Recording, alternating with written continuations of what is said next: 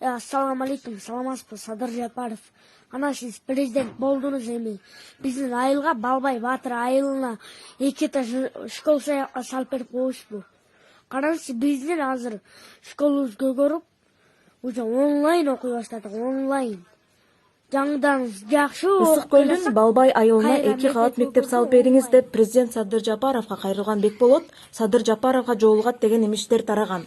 Мындан улам президенттик аппаратта байланышканыбызда президент Бекболотту кабыл алар тууралуу эртең 16 февралда белгилүү болорун айтышты. Буга чейин Бекболот президент менен жолугушат деген маалымат социалдык тармактарда тараган.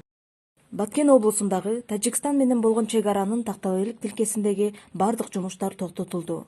Бул тууралуу Улуттук коопсуздук боюнча мамлекеттик комитетинен билдиришти. Тажикстандын жарандары 12 февраль күнү экинчи жолу мамлекеттик чек аранын такталыйлык тилкесине көчөттөрү отургузууга аракет кылышкан.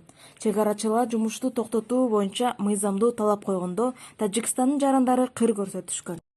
Жогорку кеңештин экс-депутаты Каныбек Осмоналиев премьер-министр Улукбек Мариповдун кеңешчиси болду. Бул тууралуу өкмөттүн маалымат кызматы кабарлады. Тиешелүү чечимге өкмөт башчы Улукбек Марипов кол койгон.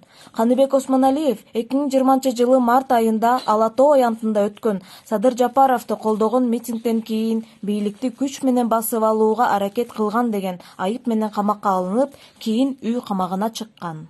Президент Садыр Жапаров аралыктан иштөө режимине өттү. Бул тууралуу президенттик аппараттын басма сөз кызматынан билдиришти. Маалыматка ылайык, ал учурда пландаштырылып жаткан жогорку деңгээлдеги эл аралык иш-чаралардын алдында, ошондой эле коронавирус инфекциясы пандемиясы уланып жатканын эске алуу менен санитардык эпидемиологиялык талаптарды сактоо зарылдыгына байланыштуу аралыктан иштөө режимине өттү.